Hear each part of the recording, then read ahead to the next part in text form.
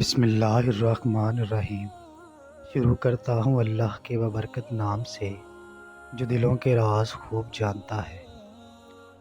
حضرت آسیہ نے اللہ سے دعا مانگی، اے میرے پروردگار، میرے لیے جنت میں گھر بنا دے، مجھے فرعون اور اس کے برے عمل سے نجات بخش دے اور ظالم قوم سے چھٹکارا دلا دے۔ حضرت نوح علیہ السلام کے پوتے مصرام بن حام جس علاقہ میں آباد ہوئے اس کا نام مصر پڑ گیا۔ یہاں قبطی قوم پروان چڑھی اور فرعون کی حکمرانی ہو گئی۔ جب حضرت یوسف علیہ السلام مصر کے حاکم بنے تو ان کے والد حضرت یعقوب علیہ السلام اپنے باقی بیٹوں سمیت مصر منتقل ہو گئے اور گوشن کے علاقہ میں آباد ہوئے۔ انہیں بنی اسرائیل کے نام سے پکارا جاتا ہے۔ فرعون کو نجومیوں نے بتایا کہ بنی اسرائیل میں اللہ کا ایک نبی پیدا ہوگا جو تمہارے اقتدار کا خاتمہ کرے گا اور اسی کے ہاتھوں تمہیں موت آئے گی۔ فرعون نے اس خطرے سے بچنے کی پیش بندی یوں کی کہ بنی اسرائیل کو غلام بنا لیا۔ وہ ان سے گھٹیا اور ادنا کام کراتا، ان کے ہاں پیدا ہونے والے بچوں کو قتل کرا دیتا اور لڑکیوں کو زندہ رہنے دیتا۔ قرآن کریم میں ہے کہ اسے معلوم نہ تھا کہ اللہ نے فیصلہ کر لیا کہ کمزوروں پر احسان کر کے اقتدار ان کے حوالے کرے گا۔ چنانچہ فرعون کو انجام تک پہنچانے والا بچہ بنی اسرائیل کے ہاں پیدا ہو کر رہا۔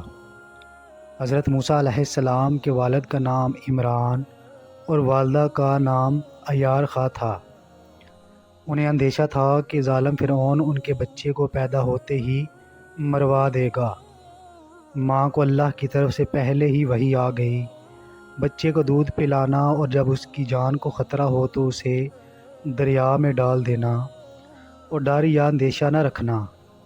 پھر ارشاد ربی تعالیٰ کا ہوا کہ اس نو مولود کو صندوق میں رکھ کر صندوق کو دریا میں ڈال دو تو دریا اسے کنارے پر ڈال دے گا، پھر اس صندوق کو میرا اور تمہارا دشمن فرعون اٹھا لے گا۔ حضرت موسیٰ علیہ السلام کی والدہ کو یہ تسلی بھی دی گئی کہ ہم اس بچے کو تمہارے پاس لوٹا دیں گے اور اسے اپنے رسولوں میں سے بنائیں گے۔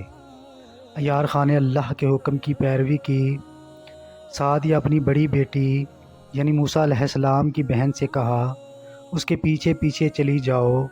چنانچہ وہ صندوق کو جب دور سے دیکھتی رہیں، بچے والا صندوق دریائے نیل کے بہاؤ پر بہتا ہوا فرعون کے محل تک جا پہنچا تو فرعون کی بیٹی اور باندیا اسے دیکھ کر بہت متعجب ہوئیں۔ انہوں نے اسے دریا سے نکالا اور ملکہ آسیہ کو پیش کیا۔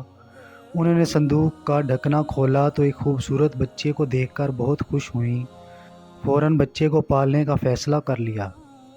فرعون نے بچے کو قتل کرنے کا حکم دیا تو وہ آڑے آ گئی اور کہا، یہ بچہ میری اور تمہاری آنکھوں کی ٹھنڈک ہے، اسے قتل نہ کرو، ہو سکتا ہے یہ ہمیں فائدہ پہنچانے کا باعث بنے یا ہم اسے اپنا بیٹا بنا لیں۔ فرعون نے کہا، مجھے اس کی ضرورت نہیں، ہو سکتا ہے تمہاری آنکھوں کی ٹھنڈک بن جائے۔ اس طرح موسیٰ علیہ السلام کی جان بچ گئی۔ یہ خدائی اتفاق ہے کہ ملکہ آسیہ بنت مزاحم کا تعلق بھی بنی اسرائیل سے تھا۔ وہ دور کے رشتے میں حضرت موسیٰ علیہ السلام کی پھوپھی بھی لگتی تھی۔ اس کے بعد رحمت خداوندی کا ایک اور کرشمہ ہوا۔ اللہ کے حکم سے نومولود نے کسی بھی دایا کا دودھ پینے سے انکار کر دیا۔ ہم نے موسیٰ پر دائیوں کے دودھ حرام کر دیے۔ محل والوں نے ایسی عورت کی تلاش شروع کر دی جس کا دودھ اس بچے کو موافق آ جائے۔ تب موسیٰ علیہ السلام کی بہن سامنے آ گئی اور کہا، کیا میں تمہیں ایسے اہل خانہ کی خبر نہ دوں جو تمہارے لیے اس بچے کو پالیں؟ عیار خان آئیں اور حضرت موسیٰ علیہ السلام لپک کر ان سے چپک گئے۔ اس طرح اللہ کے حکم سے وہ اپنے ہی بچے کی دایا بن گئیں۔ ان کے اور ان کے کنبے کے لیے شاہی وظیفے مقرر ہو گئے۔ حضرت موسیٰ علیہ السلام فرعون کے محل میں پل کر جوان ہوئے۔ اللہ تعالیٰ نے انہیں اپنا نبی مقرر کیا۔ یہ اس وقت ہوا جب وہ مصر سے مدین چلے گئے۔ اس واقعہ میں بعض روایت کے مطابق حضرت موسیٰ علیہ السلام کو حضرت آسیہ علیہ السلام کی مدد حاصل تھی۔ تفصیل کے مطابق جب حضرت موسیٰ سے قطبی مارا گیا تو یہ سید آسیہ ہی تھی جن کی بروقت اطلاع اور مدد سے حضرت موسیٰ علیہ السلام مصر سے جان بچا کر نکلے۔ حضرت موسیٰ علیہ السلام جان بچا کر نکلے۔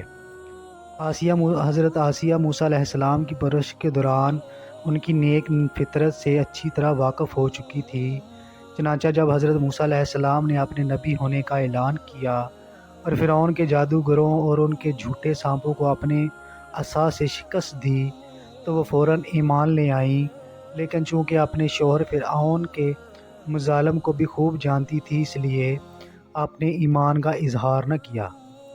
ایک دن وہ اپنی بیٹی کو کنگھی کر رہی تھی کہ ان کے منہ سے اللہ کا نام نکل گیا۔